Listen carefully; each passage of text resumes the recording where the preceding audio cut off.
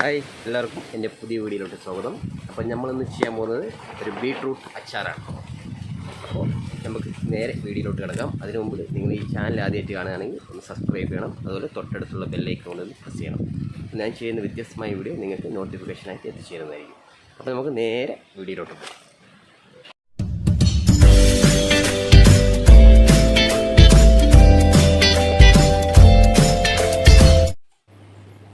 അതിന് നമ്മളൊരു ഉരുളി അടുപ്പിൽ വെച്ച ശേഷം അതിലേക്ക് നമ്മൾ നെല്ലെണ്ണ ഒഴിച്ചു കൊടുക്കുക.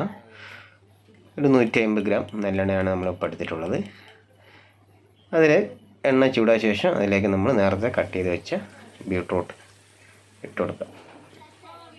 അങ്ങനെ ചെറുതായിട്ട് കട്ട് ചെയ്ത് ബീട്രൂട്ട് ചിലർ നീളത്തിൽ കട്ട് ചെയ്യും, ഞാനൊരു സമചതുരത്തിലാണ് കട്ട് ചെയ്തെടുത്തിട്ടുള്ളത്. അത് നമ്മൾ അതിലേക്ക് ആഡ് ചെയ്ത് കൊടുക്കുക. ഒരു 10 മിനിറ്റ് നമ്മൾ ലോ ഫ്ലെയിമിൽ കുക്ക് ചെയ്തെടുക്കുക. അതായത് കുക്കിൻ്റെ അളവ് വെച്ചാൽ നമുക്ക് കടിച്ചാൽ കിട്ടും വേണം, എന്നാൽ അത്ര കുക്കാകരുത്.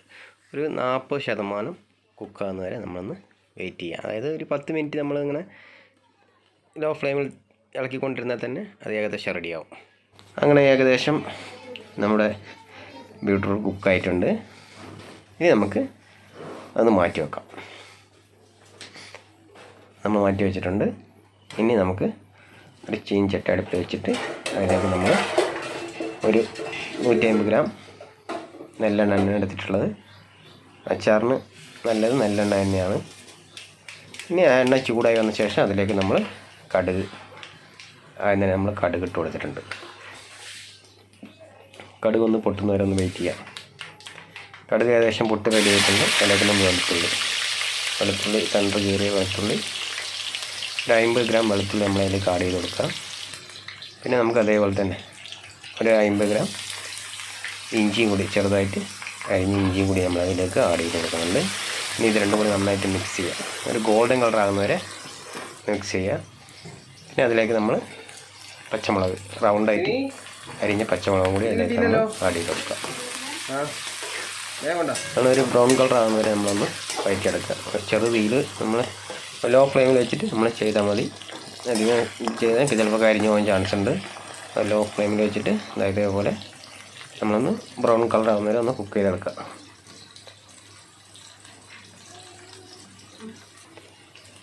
അതിലേക്ക് നമ്മൾ ഒരു 2-3 തണ്ട് കറിവേപ്പിലയും കൂടി അതിലേക്ക് ആഡ് ചെയ്ത് കൊടുക്കുക. ഇത് നന്നായിട്ട് മിക്സ് ചെയ്ത് കൊടുക്കുക. ലോ ഫ്ലെയിമിൽ വെച്ചാൽ മതി.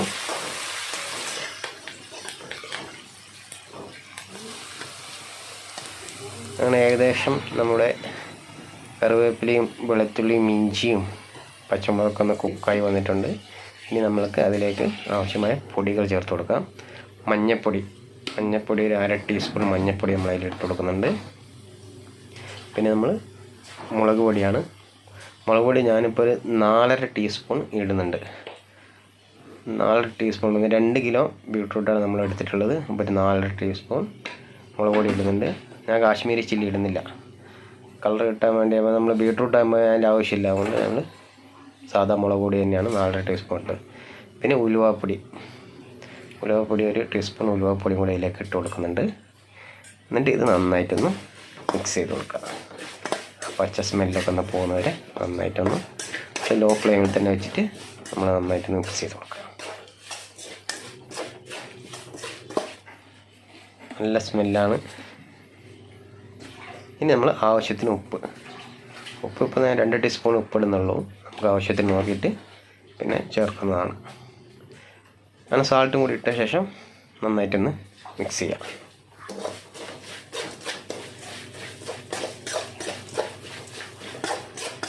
ലോ ഫ്ലെയിമിൽ വെച്ച് തന്നെ ചെയ്യണം, കാരണം കരിഞ്ഞു പോയി കഴിഞ്ഞാൽ അച്ചാറിൻ്റെ ടേസ്റ്റ് മാറിപ്പോവും. അങ്ങനെ ഏകദേശം നമ്മുടെ മസാല റെഡി ആയിട്ടുണ്ട്. ഇനി അതിലേക്ക് നമ്മൾ സുർക്ക, വിനാഗർ എന്നൊക്കെ പറയുന്ന സുർക്ക അതിലേക്ക് നമ്മൾ ഒരു 3/4 ലിറ്റർ 750 ഗ്രാം നമ്മൾ അതിലേക്ക് ആഡ് ചെയ്ത് കൊടുക്കാം. അതിലേക്ക് ആഡ് ചെയ്ത് കൊടുത്ത ശേഷം നന്നായിട്ട് ഇളക്കുക. എന്നിട്ട് നമ്മൾ ഒരു വരുന്നവരെ നല്ലോണം ഇങ്ങനെ തിളച്ച് മറിയണം. അപ്പോൾ നമുക്ക് അതിലുള്ള വെള്ളത്തിൻ്റെ അംശമൊക്കെ അങ്ങ് പോയി കിട്ടും. അപ്പോൾ നമുക്ക് അച്ചാർ എത്ര ദിവസം വേണമെങ്കിലും നമുക്ക് എടുത്ത് വെക്കാം, കേടാവില്ല. നമ്മൾ പച്ചയ്ക്ക് വയ്ക്കുന്നവരുണ്ട്, അച്ചാറിൽ നേരിട്ട് സുർക്ക് വയ്ക്കുന്നവരുണ്ട്. പക്ഷേ അത് അത്രയും ദിവസം നിൽക്കാൻ ചാൻസ് ഇല്ല, കേടായിപ്പോയി. ഇങ്ങനെ ചെയ്യുമ്പോൾ നമുക്ക് ആ വെള്ളത്തിൻ്റെ അംശം ഇങ്ങനെ പോയി കിട്ടുന്നതുകൊണ്ട് നമുക്ക് 1 വർഷമൊക്കെ നമുക്ക് എടുത്ത് വെക്കാം. എന്നാലും ഇനി നമ്മൾ മസാല നമ്മൾ റെഡിയായി മാറ്റി വെച്ചിട്ടുണ്ട്. ഇനി നേരത്തെ റെഡിയാക്കി വെച്ച ബീട്രൂട്ടിലേക്ക് നമ്മൾ എന്താക്കുക, ഈ മസാല കൂടി അതിലേക്ക് ആഡ് ചെയ്ത് കൊടുക്കുക. എന്നിട്ട് നന്നായിട്ടൊന്ന് മിക്സ് ചെയ്ത് കൊടുക്കുക. നല്ല സ്മെല്ലാണ്, നല്ല. അങ്ങനെ നമ്മുടെ ബീട്രൂട്ട് അച്ചാറിൻ്റെ ഏകദേശം 90% പരിപാടിയും കഴിഞ്ഞിട്ടുണ്ട്. അപ്പോൾ ഇതാണ് നമ്മുടെ ബീട്രൂട്ട് അച്ചാർ. ഇനി നമുക്ക് ഫൈനലായിട്ട് ചെയ്യാനുള്ളത്, ചെറിയൊരു പാനിൽ അടുപ്പിൽ വെച്ച ശേഷം അതിലേക്ക് ഒരു 2-3 ടീസ്പൂൺ നെല്ലെണ്ണ ഒഴിച്ച് കൊടുക്കുന്നുണ്ട്. അങ്ങനെ എണ്ണ നന്നായി ചൂടായി വന്ന ശേഷം അതിലേക്ക് നമ്മൾ കായപ്പൊടിയാണ് ഞാൻ ഇവിടെ എടുത്തിട്ടുള്ളത്. കട്ടിക്കായം കിട്ടും, ഞാൻ ഇപ്പോൾ പൊടി എടുത്തിട്ടുള്ളത്. അത് അതിലേക്ക് ഇട്ട് കൊടുക്കുക. എന്നിട്ട് നന്നായിട്ടൊന്ന് മിക്സ് ചെയ്ത ശേഷം നമ്മൾ നേരത്തെ റെഡിയാക്കി വെച്ച അച്ചാറിലേക്ക് മേലെ കൂടെ ഒന്ന് ഒഴിച്ച് കൊടുക്കുക. എന്നിട്ട് നന്നായിട്ടൊന്ന് മിക്സ് ചെയ്യാം. കായത്തിൻ്റെ സ്മെല്ല് ഒരു പ്രത്യേക സ്മെല്ല് തന്നെയാണ്. അങ്ങനെ ഏകദേശം നമ്മുടെ ബീട്രൂട്ട് അച്ചാർ റെഡി ആയിട്ടുണ്ട്. എല്ലാവരും ഇതേപോലെ ചെയ്ത് നോക്കിയിട്ട് അഭിപ്രായങ്ങളും നിർദ്ദേശങ്ങളൊക്കെ ഒന്ന് അറിയിക്കണം. അതേപോലെ ഈ ചാനൽ നിങ്ങൾ ആദ്യമായിട്ട് കാണുകയാണെങ്കിൽ ഒന്ന് സബ്സ്ക്രൈബ് ചെയ്യണം. അതുപോലെ തൊട്ടടുത്തുള്ള ബെല്ലൈക്കൺ കൂടി ഒന്ന് പ്രസ് ചെയ്യണം. അപ്പോൾ ഞാൻ ചെയ്യുന്ന വ്യത്യസ്തമായ വീഡിയോ നിങ്ങൾക്ക് നോട്ടിഫിക്കേഷനായിട്ട് എത്തിച്ചേരുന്നതായിരിക്കും. അപ്പോൾ അടുത്ത വീഡിയോയുമായി പിന്നെ കാണാം. അതുവരേക്കും ബൈ.